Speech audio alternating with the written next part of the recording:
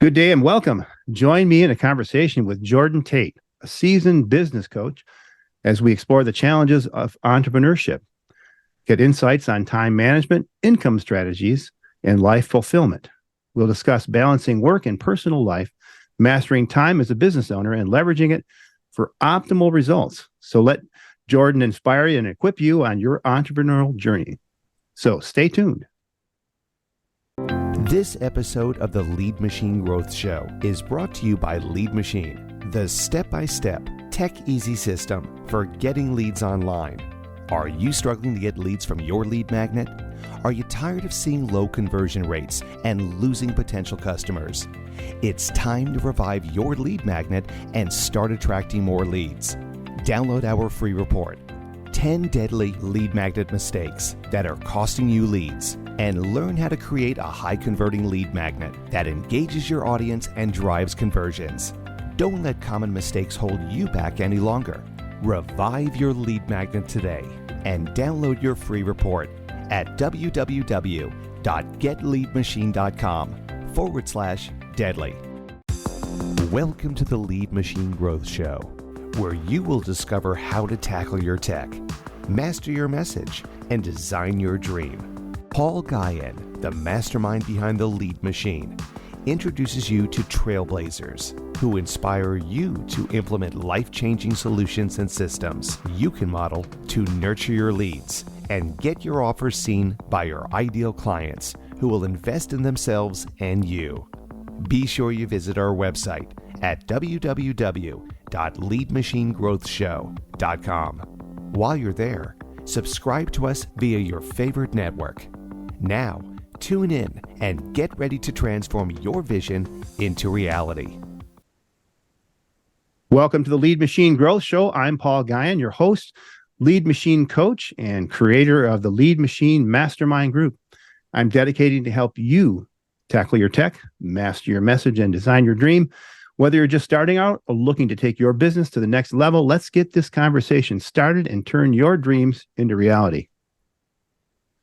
Jordan Tait is a business and lifestyle coach who helps owners escape the grind by growing their businesses while working fewer hours, which is, wow, how do we do that?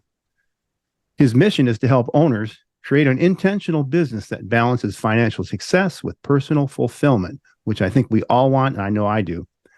And that means earning the money you deserve and having the freedom and flexibility to enjoy your ideal lifestyle. So he's experienced with the highs and lows of entrepreneurship, as many of us have, from all angles. And he's been a coach for hundreds of leaders, CEOs, and owner of multiple businesses. So let's dive in. Jordan Tait, welcome to the show. Hey, Paul. Thanks so much for having me today. Thanks a lot.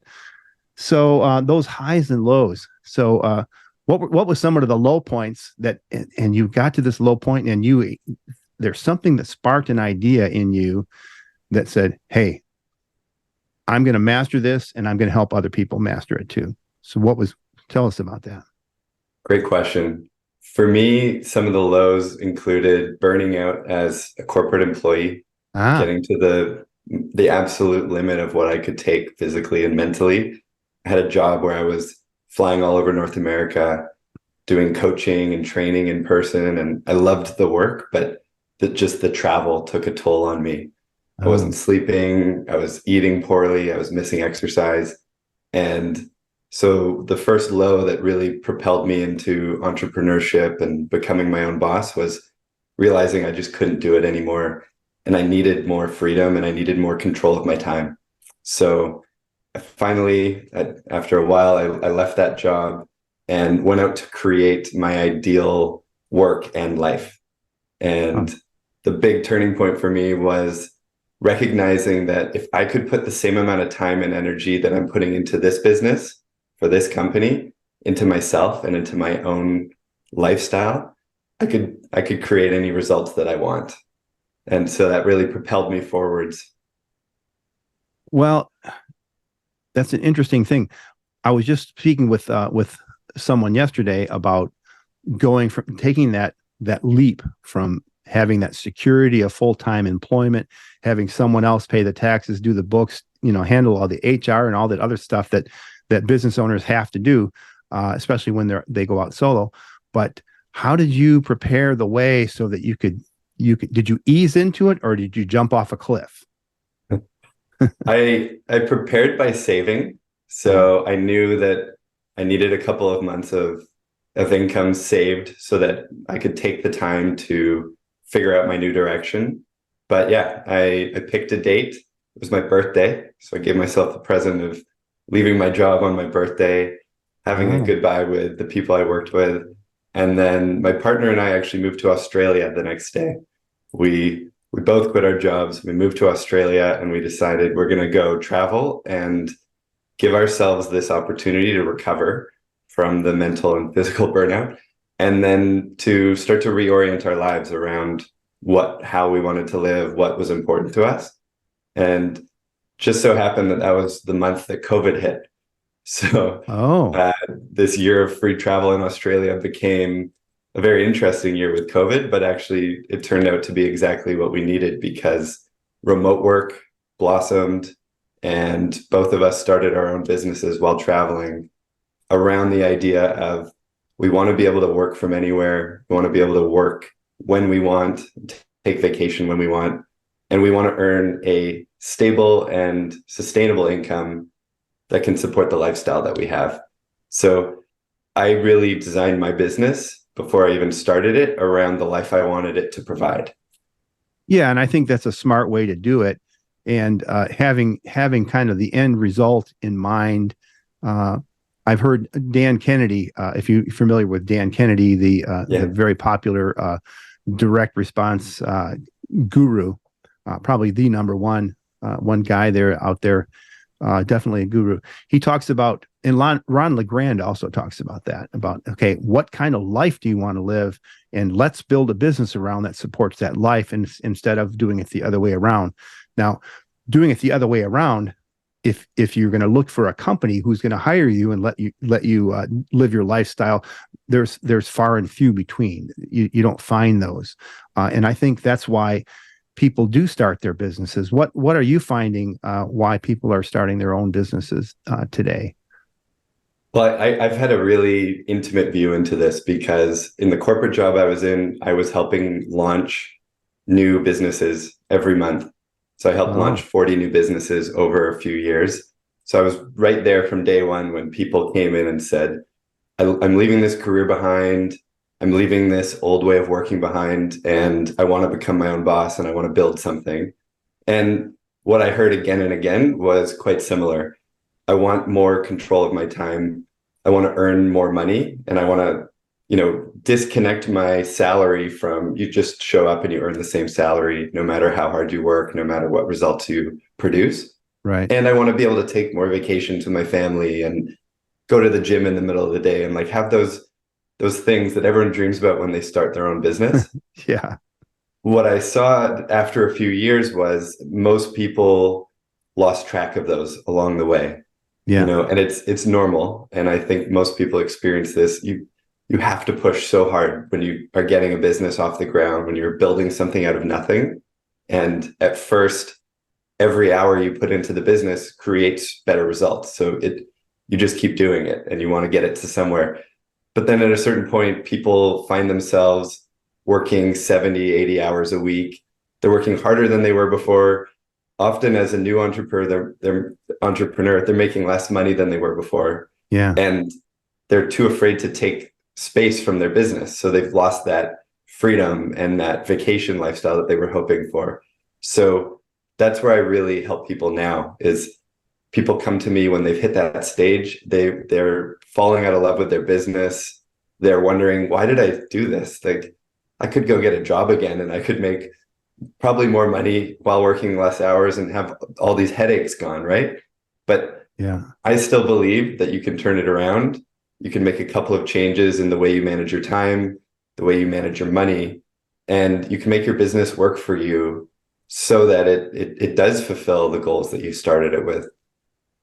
And that's that losing your dream and that wanting. Entrepreneurs have a drive. They have this idea in mind. They want to make a difference. It isn't always all about the money. Sometimes it is, but I feel that if you don't have a purpose, an impact that you want to have on the world, that's the thing that keeps you going. And that impact or that change could be for your family or for your community or for the hundreds or thousands of people or millions of people that you want to help. And so when you're ramping up, that balance is really hard to achieve. What do you suggest for when you're ramping up? Like if someone's in a corporate job and they start a side hustle and they're going to set a goal to maybe replace their income plus 20%. So they know that they've got health insurance and all these other things and savings and a cushion saved up. How do we get to that point? I kind of think it might be bite-sized chunks, or there's sort of gradual ramp up while you're still working, and you're working here and you're trying to get here. This is where you want to be. So how is that balance achieved? Or is there a balance, or is it more of a teeter-totter, or a you know what I'm saying? Yeah, it's well said. I believe that there are times in your life where you have to push harder. Yeah. You can't just quit your job and float, and unless you have a lot of savings. But what I've seen work well is people start their side hustle, or they start dreaming about their new business after work, before work, on the weekends. They start to formulate it. And then when they feel ready, which is different for everyone, what that looks like. Some people are willing to make the leap and push. Others want to have some more, confidence that it's going to turn out well for them. You do have to push during that phase, but it's all about creating that opportunity to make the leap and then create that new business and lifestyle that you want. But I think it goes back to being really clear on how much money do I need to make? Not how much would I love to make, but what's the baseline that I need to make to live comfortably? And then how many hours am I willing to work to get that? And you can build a business around those two simple factors. What's my hourly rate need to be? How many clients do I need to find? What's a business model that will make those two line up for me? Because it's different for everyone. And balance, what I find with clients is, for some people, balance is working 60 hours instead of 80 hours. And that would be a dream. Others, it's, I only want to work 30 hours a week and I never want to work more than 4 days a week. So balance is a great goal. It's got to be personally defined. Yeah, it seems like balance might not be when I think of balance, I think of, okay, there's going to be an equal distribution of this time is going to be here and this time is going to be here. And that's not what we're talking about here. We're talking more of give and take and ebb and flow, harmony. It totally varies by rhythm. Person, by season. Right now, as I'm launching my new business, I'm 4 months in now. I am putting more into my work than I was 6 months ago when I was in a different situation. Yeah. But what I know, what balance means to me is having enough time to achieve the important things in my work and in my life. So I could work really hard and achieve my business goals, but if it's taking away from my ability to enjoy my relationships, my hobbies, travel, then it's not balance. Yeah. But I've really figured out for me personally what that looks like. And that's something that I encourage everyone to do is, what is balance for you? Is it a specific amount of hours worked? Is it the type of work you're doing? Is it a specific amount of space from your work? So days off, weeks off, things like that. It's different for everyone and it will change. And that's something that I really encourage people to define for themselves. Is, what does balance mean to you? Right. And I think that will change as especially if you're in one situation and you're transitioning out of it, like many of us are who started that side hustle and they, ethically they've got an obligation to their employer, and yet they have an obligation to this dream. And so if you work 40 hours a week, 8 hours a day for your employer, what's left for the business, for ramping up, and then what's left for the family, the kids, the hobbies, the church, other obligations that you have. So while you're in that transition, that's going to look different than when you've transitioned, or that when you're ramping up. And so I think that as you go, and that's part of the journey. I think that's kind of the fun part of the journey is working that balance. And how do you do that though without getting overwhelmed and just saying, oh, this, I'm going to have to give up on my dream because this is just too much. So what do you suggest there?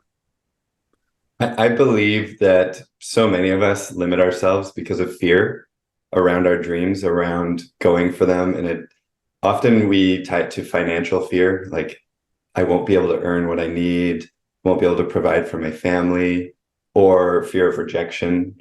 If you put yourself out there and you get turned down or it doesn't connect, those are big fears that hold us back. And so before you make that leap, or when you're in the middle of it, those are the things that are really important to focus on.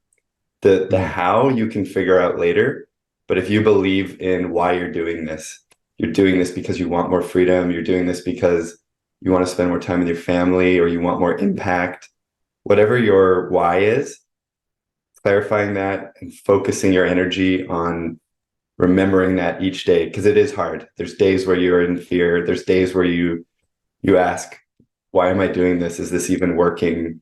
Should I try to do something else? And the more clear you are on why you're doing it, the easier it is to push through those discomfort and challenges.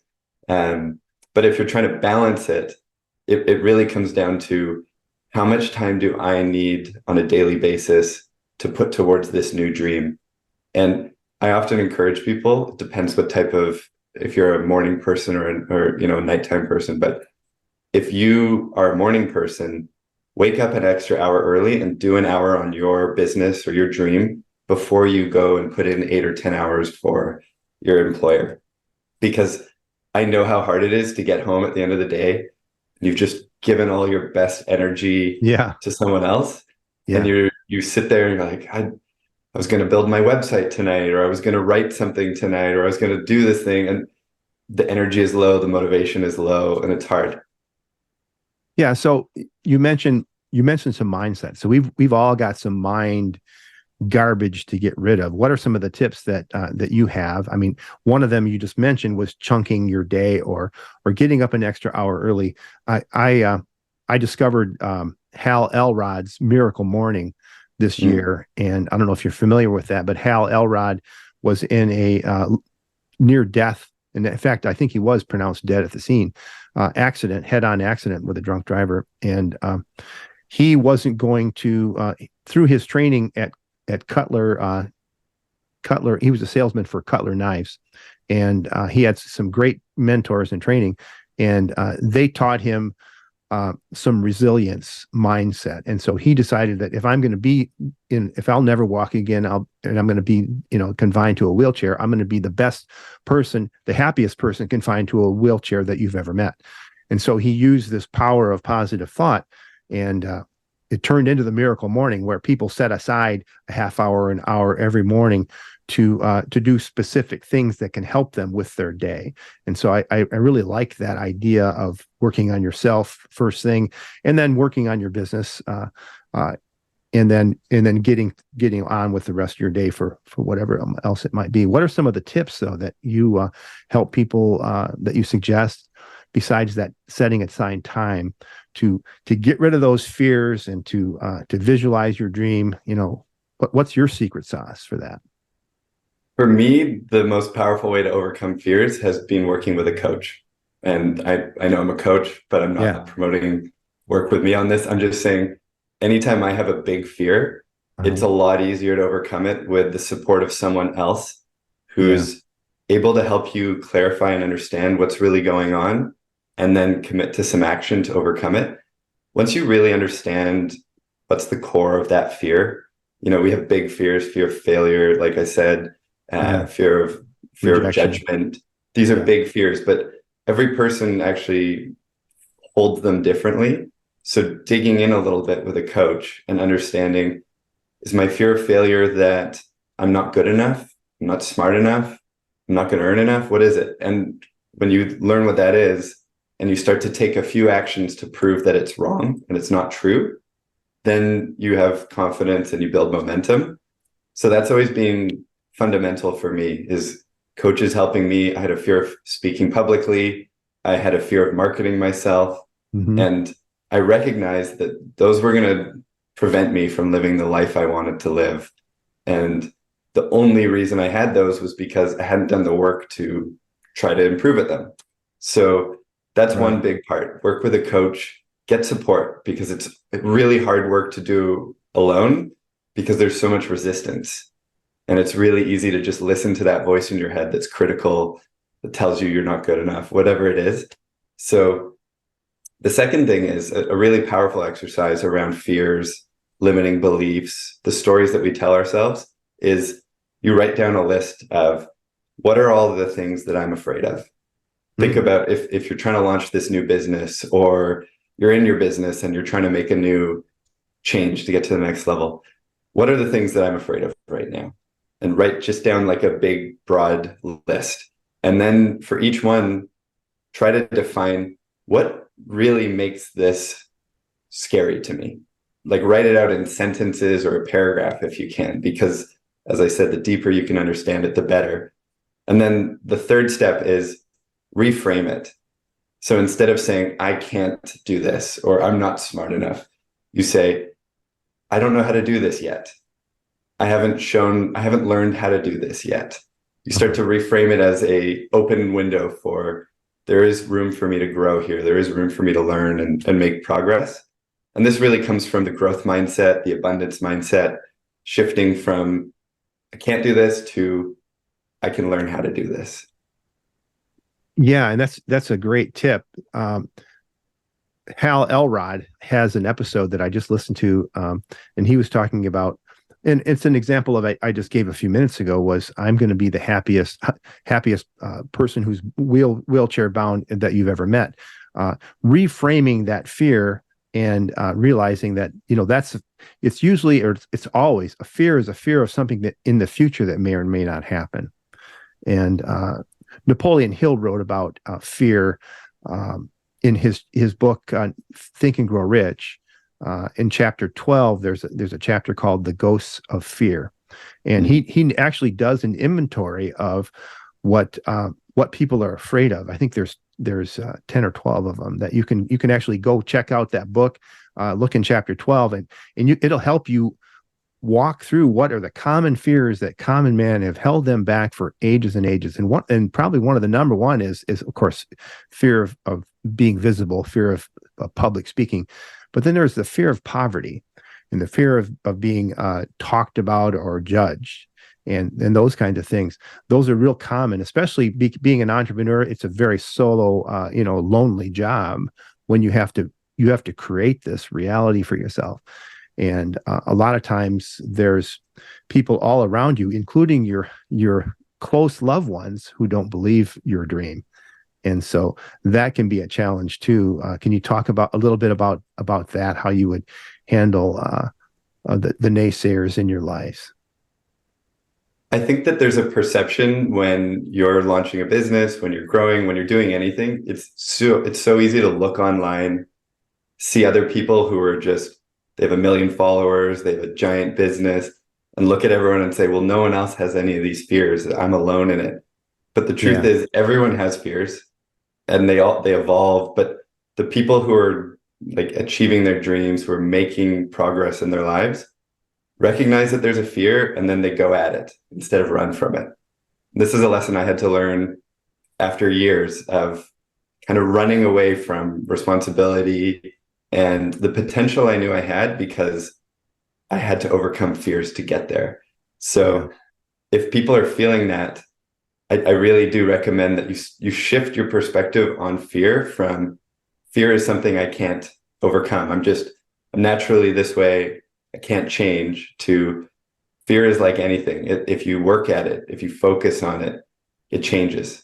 You can build muscle to overcome fear. You can build habits to overcome fear.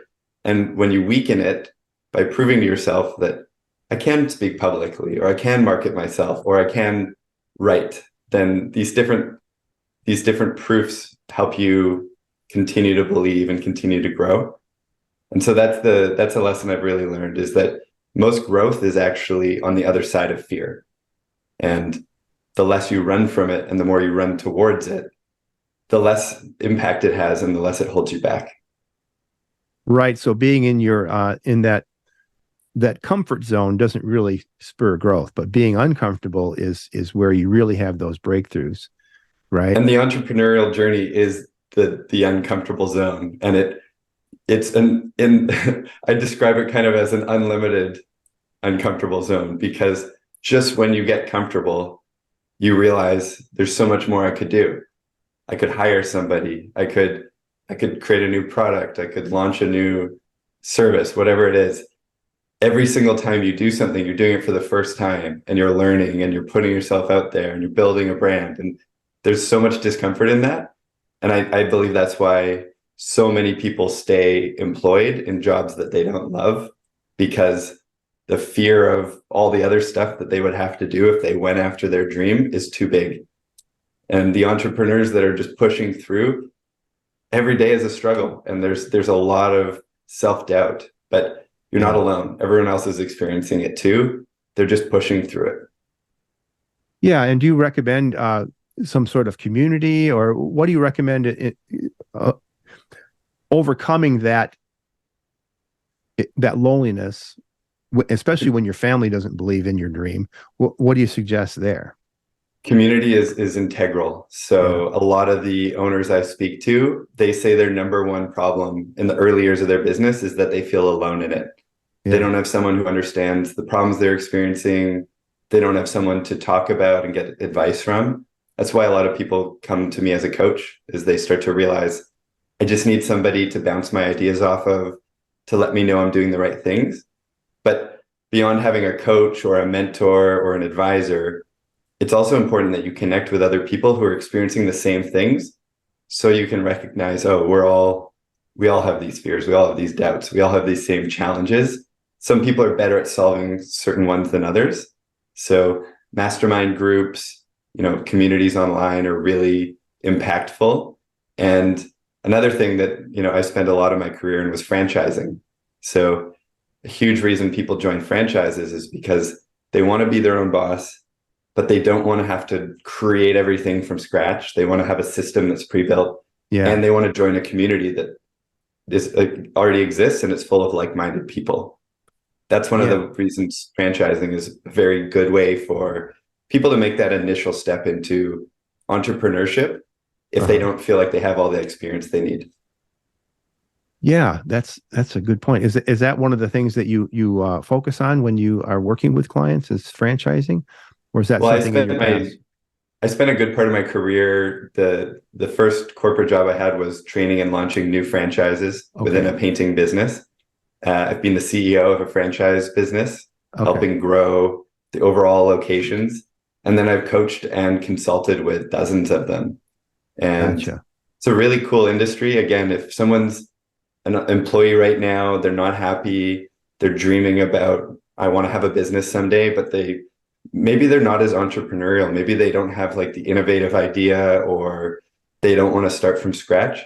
A franchise can be a really good way to do that, because you get a pre-built system, you get a pre-built community, and the support, which, there's a great book about it called The E-Myth, which says that 4 out of 5 small businesses fail in their first 5 years, but only 1 out of 5 new franchises fails, because you have so much more resources behind you as a new business. And that's the book by Michael Gerber, right? Yeah. It's a really foundational book. And even if you're not in franchising, it does lay out the path to grow a business and the change in your role as a leader as you go. Yeah. And one of the key points that he makes in that, and I think this is appropriate for our conversation, is that many technicians, like let's say they're a franchise trainer, a lot of times or they're a painter, they're a house painter, and so they're really great at it. One of my buddies has a huge painting business, and it's named after him, And so he's the core of that business, but he doesn't work. He doesn't paint. I mean, he knows how to paint. And when he does, he rolls up his sleeves because that's what a leader has to do. But he's got a systematic approach to his business, and he runs his business. He worked on it to grow it, and now he's diversifying it and doing all other kinds of other things. But the thing that Michael Gerber says is, you don't want to just make a business that you can work in as a technician. You want a business that you can work on to grow. So you take that time that you would be otherwise doing an hourly job, and you spend the time building a systematic approach for a scalable business that produces reliable results. And you can take a vacation for a month if you want to, and it continues to run because you've built those processes and those systems into your business that make it scalable. And that's what we want to achieve, because everybody can just go out and get their own gigs as painting houses, but that's not a sustainable or a scalable kind of business. And name it after yourself, you're going to have to rename it at some point if you want to sell it and ultimately retire, right? Yeah. Dan Brown's painting service, if Billy Bob owns it, is he going to call it that, or something that's more scalable and more appropriate? So yeah, I love that book. He wrote about Ray Kroc. Ray Kroc was the founder of McDonald's. And that's what he did. If you look at McDonald's and Burger King, you'll see that everywhere there's a Burger King, there's a McDonald's. And McDonald's is a master at real estate, franchising, training, having systems that are repeatable. If you go to Arkansas and you get a fry, it's going to taste the same as the one in Ottumwa, Iowa. It's going to be the same because they have these systems approach. If you go to a Burger King, they're not as organized from one to the next. They're not going to be as organized. You're not going to get the same kind of experience. And so there's a lot of wisdom in that book. I'm glad you brought that up. Yeah, there is. And we've spent the first kind of half of this talking about that early start of how do you make the leap into entrepreneurship? How do you overcome the early fears? But that book captures what's the next part of the journey really well. Yeah. And that's something that I love supporting people through, because it's a difficult transition to make from being the one who's doing it all yourself, being that first technician or that first expert in your business, to starting to manage, starting to lead. And this is the biggest difference between people who scale, people who grow rapidly, and people who hit a plateau and stay where they are, is the people who keep growing constantly evolve their role. They constantly let go of things that they were doing, and they hire people to do them instead. And the people who stay stuck and hit plateaus hold on to everything, try to do it all themselves, don't want to let the quality fall if they hire someone else. They have fears around hiring, and there's a lot of challenges in hiring as well. But the opportunity as an entrepreneur is to constantly redefine your role and continue to elevate yourself, so that you go from, I have a similar story. I was a painter. I had a painting business. I was making 25 an hour in my first year. And I realized, if I want to make 50 an hour or 100 an hour, I can't do that by being the painter. I have to have other people working with me. Yeah. But they're hard transitions to make. And I really think that going from the solopreneur, solo founder, to having your first 2 employees is one of the hardest transitions in business, and is really underappreciated. When people start their business, they don't anticipate how hard that's going to be. And you mentioned when they started, is it a good idea to have that in mind when you're starting, so that you can build your business in a way that can be scalable, and you can outsource those things you're not so good at, and eventually replace yourself? Is that a good way to start? Absolutely. It's integral that you recognize that you're not going to be the best person to do everything. So when you start your first business, or you start your new business, you're going to be the marketer, salesperson, operations manager, recruiter, bookkeeper, admin, customer service. Like, you're trying to do it all, and no one is good at all of those things. Yeah. So you're doing things that you're not good at, so you're doing them less efficiently or less well, and you're probably doing things that you don't like doing. So people who love bookkeeping rarely like dealing with people. People who Yeah. love dealing with people really like bookkeeping. So Mhm. what you do as you grow is you start to define, what would this look like if I was doing the best work possible that only I can do, that energizes me each day? And how can I let go of those other things? And there's so many questions I like to ask people, but a simple one is, what's your time worth per hour right now? And if you're solo, you just figure out, what's my income divided by how many hours do I work? That's what your time is worth per hour right now. If you want to double it, you can't work twice as many hours. Right. You'll hit a ceiling. So if you want to double it, you have to start focusing on the $150 an hour activities, the $1,000 an hour activities, Yeah. and outsource the $25 an hour activities, you know?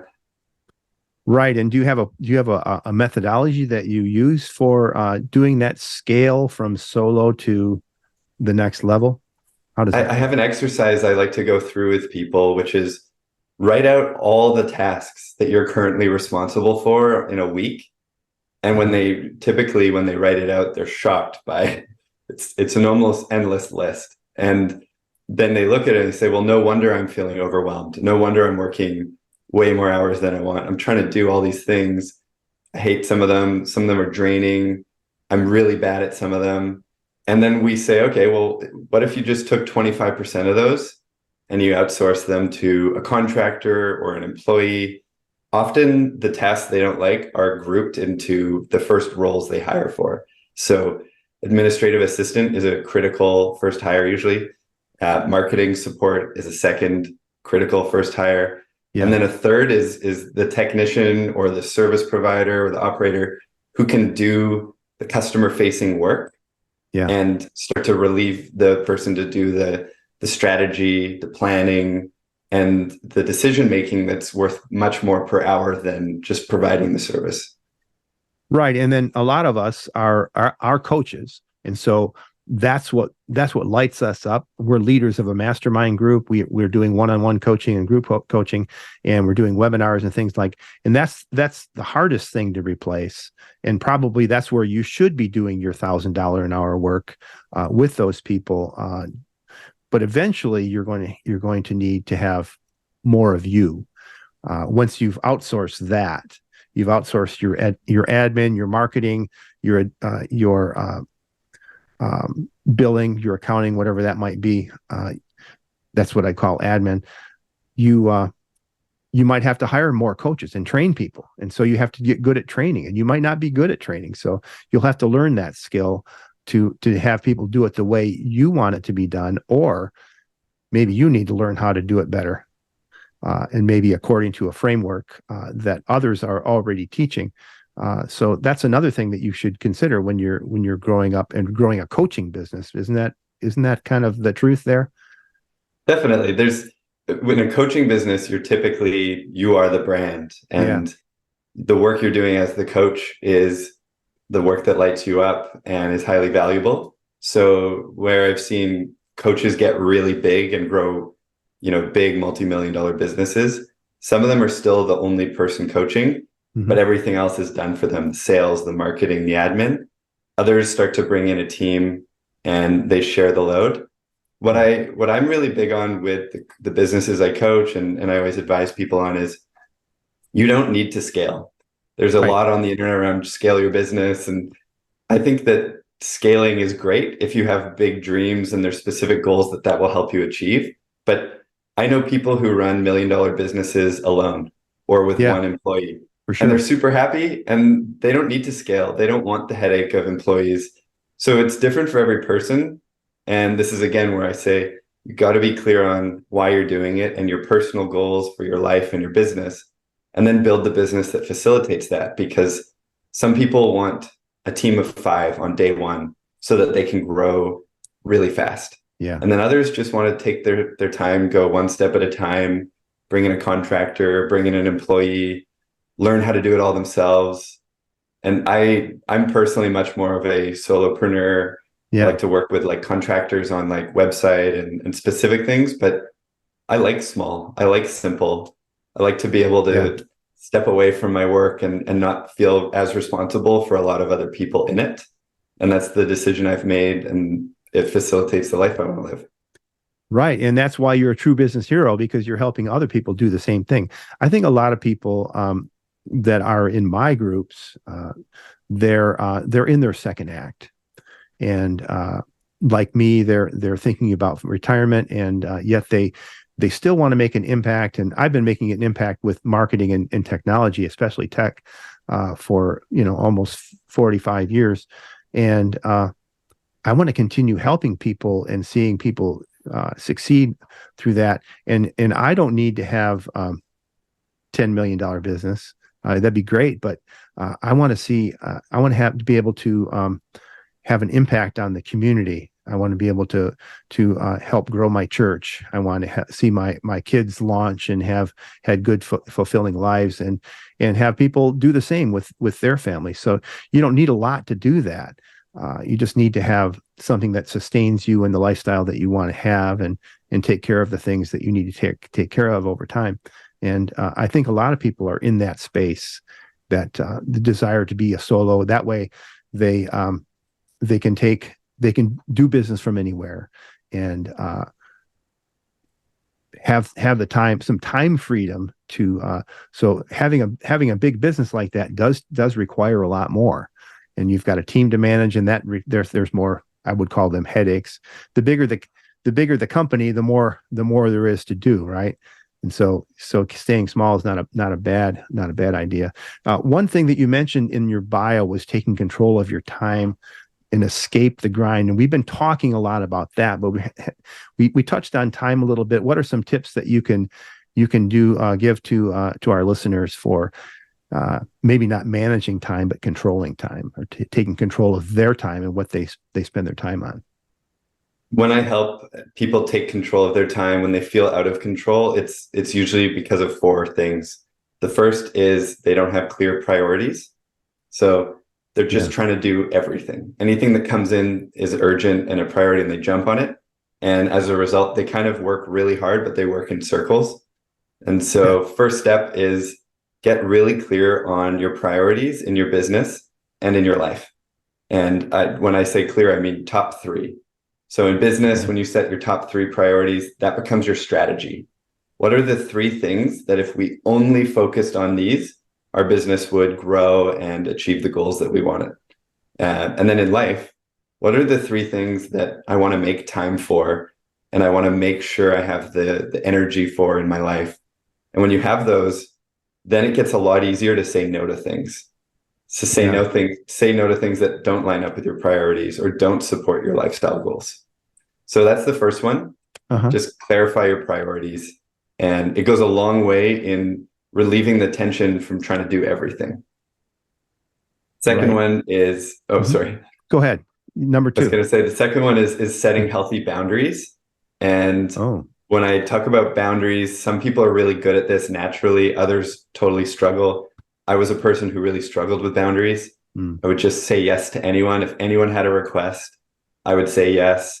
And when you're in a business, you've got clients with requests, you've got employees with requests, you've got all these different people who want things from you, and you have to learn to say no. And that's where those priorities help. Is if someone has a request from you for your time, which is so valuable, and it doesn't line up with what you are trying to do or what you think is important, then being able to say no is important. And then the second piece is other people struggle with boundaries between themselves and their life. So they will just work unlimited hours. They'll just work every single day. They'll never turn off their email. They'll work through weekends. And so I also work with people on setting boundaries between your work and your life. When are you going to start? When are you going to finish? When are you going to turn off those phone notifications? Finally, when are you going to take a holiday? Those are boundaries that a lot of people struggle with as well. And if you don't put them in place, your work will just take over. It will always be there. It will always be demanding. And you start to lose control of your life that way really fast. Then number three. And the third one is own your schedule. So as an owner, my favorite part about being my own boss is that no one can dictate what's on my schedule and when I work. I can choose when I start. I can take a break in the middle of the day. I could decide I want a day off tomorrow, clear my schedule, and I don't have to ask for permission to do that. But a lot of people end up kind of treating it like they're still an employee of the business. And I just got to do whatever's on my schedule. I got to say yes to everything. Whatever comes up, I'm going to do it.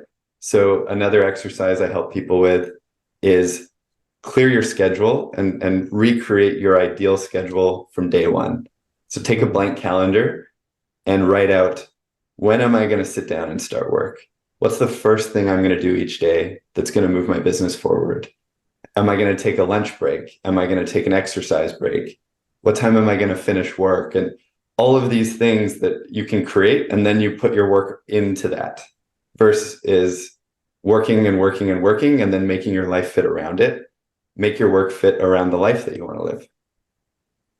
So those are three priorities: boundaries, schedule. Each one supports the other. When you have a schedule, it helps you say no to things. When you have priorities, it helps you say no to things. And then last is productivity. And this is where I see a lot of people struggle as well. I did a post on LinkedIn on this yesterday. A lot of entrepreneurs, when they're their own boss, they don't always know what they should be doing with their time. They sometimes are sitting there and they're looking at a blank spot on the calendar and they feel like, well, what should I be doing? What should I do? And then they go on social media and they scroll, or they start editing the last page on their website, just feeling like they got to be doing something, but it's not the right thing to do. So I work with people on mastering productivity, which is, how do we get more done in less time? And how do we get the right things done? And the simplest things there are eliminate distractions, turn off the social media on your phone, close more of those tabs on your desktop, and sit down each day and say, what's the most important thing I can do today? What if I just put 2 hours into that in the morning? Where will I get to? Wow. Great. What I was going to mention, with managing your time and your calendar and your priorities, and we haven't really talked about our values. And I work with a lot of companies that have kind of abandoned their values as they grow. And one of the symptoms is that once they get to be about between 30 and 50 employees, they have a need for middle management. And the owners, usually this is in a family-owned business, the owners, they're burned out and they don't really have the bandwidth, because they're the technicians still. They don't have the bandwidth to train people and acquaint them with how employees should be treated, how vendors should be treated, how clients should be treated. What is their core belief? What do they stand for? What would they lose money over? Because I'm not going to cheat on, gouging people or cheat on customs or taxes or I'm not going to not collect sales tax when I'm supposed to, when I sell in Idaho and I've got a presence there. Those are the kinds of things that you're faced when you're growing. But when you're a solo entrepreneur, you still have things that you stand for, and you're going to lose money over, I'm not going to work with this kind of client because they want to use black hat tactics for SEO, and I'm not going to be a party of that. I'm not going to teach them that. I won't have a person on my show. So I'm that way. I won't have a person on my show who will teach things that are unethical or maybe sleazy, like certain people on on LinkedIn, you have people who they want to connect with you, and then they pitch you right away, and there's a place for that. And when you're in a room where you're networking with people and you kind of expect that, that's one thing. But when they immediately pitch you, it's like, really? Are you really going to lead with that? And so what are your thoughts on that?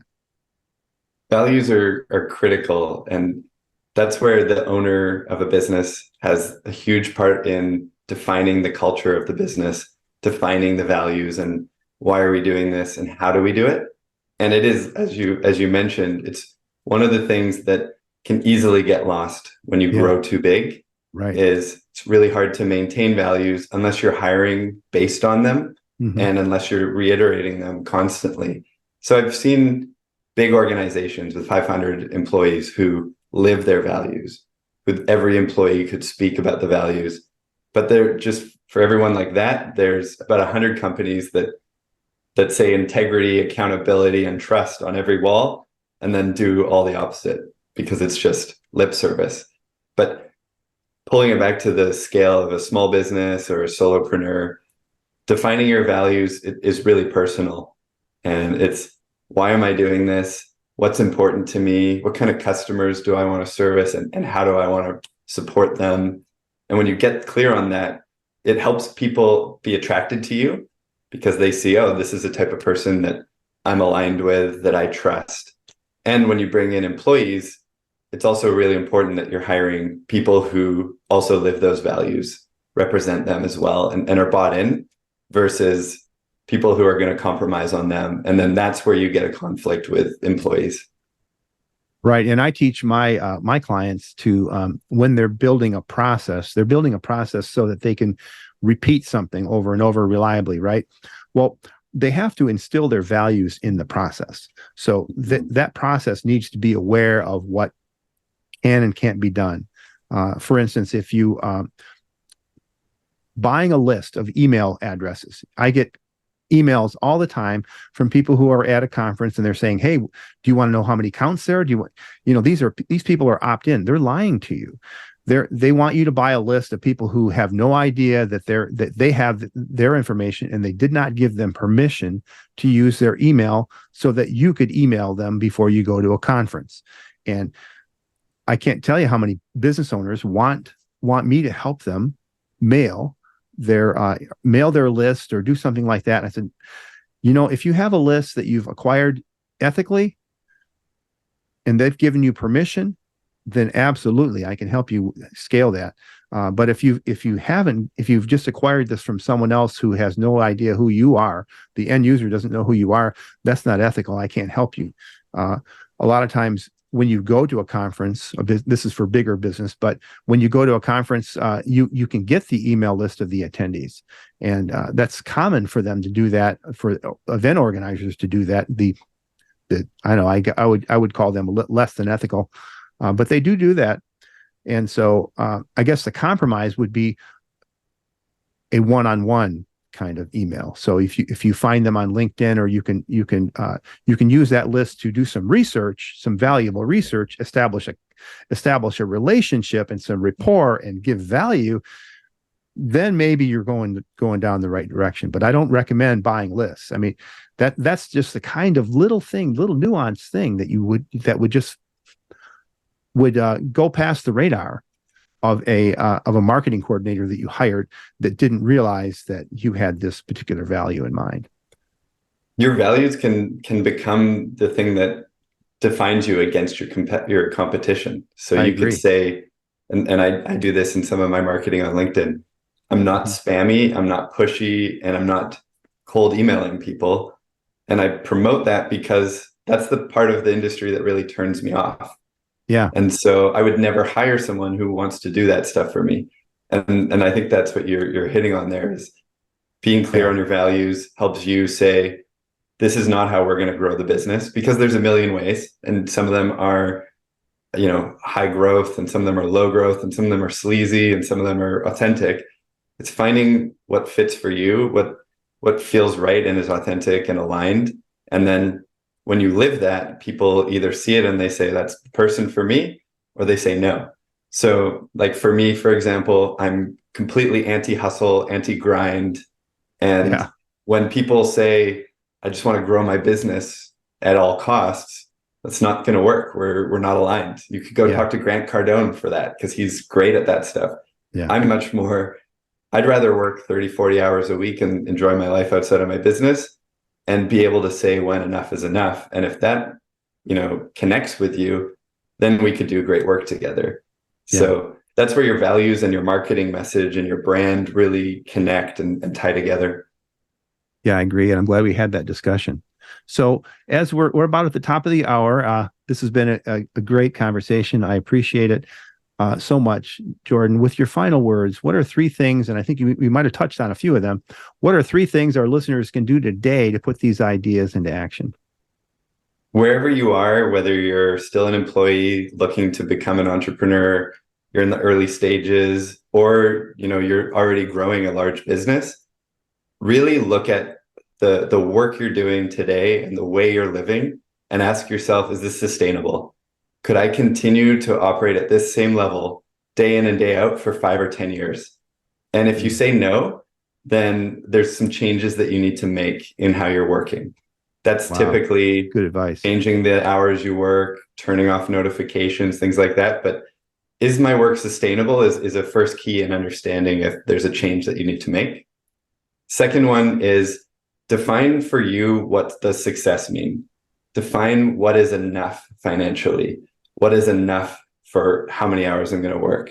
Because if you don't define those, you'll chase what other people are defining as success, and you'll never feel successful. If you think success is 100 million a year, there's a different lifestyle attached with that than if you think success is 100,000 a year. So defining it for yourself is key in creating the path to the life you want to live. And then third is, when you're building your business, make sure that the decisions you're making are aligned with the lifestyle that you want to live. So don't build a business that doesn't let you take vacations if vacations are an important thing to you. Or if vacations are not important, then maybe build a different type of business than what I'm building. And all three of these kind of go hand in hand, but it's part of being intentional as you grow and making sure that you can stay in love with your business, and your business can provide for the dreams and the lifestyle that you have.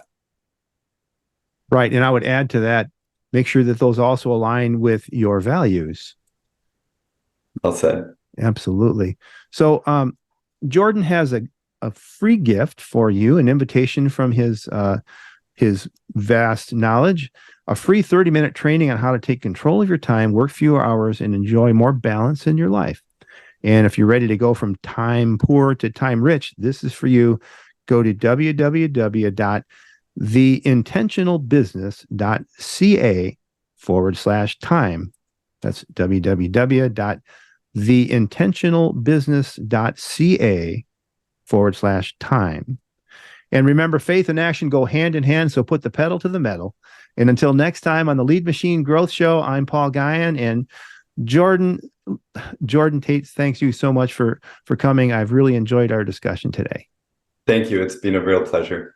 Thank you for tuning in to the Lead Machine Growth Show with Paul Guyon, where we show you how to tackle your tech, master your message, and design your dream so that you can transform your vision into reality. Remember to visit our website at www.leadmachinegrowthshow.com and enjoy even more great episodes like this one. Again, while you're here, subscribe to us via your favorite network. We look forward to seeing you next time on the Lead Machine Growth Show.